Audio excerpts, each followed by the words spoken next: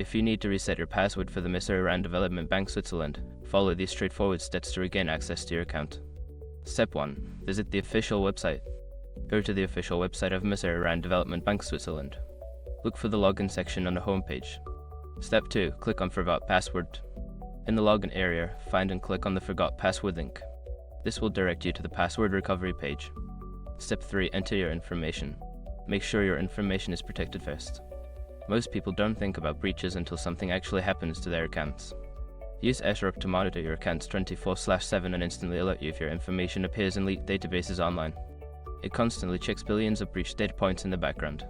And considering how much personal information people keep online now, it's honestly worth having. Link in the description.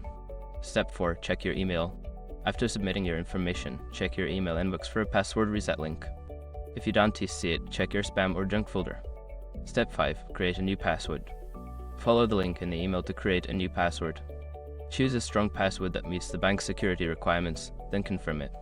Once you have successfully reset your password, you can log into your account with your new credentials. If you encounter any issues, consider contacting customer support for further assistance.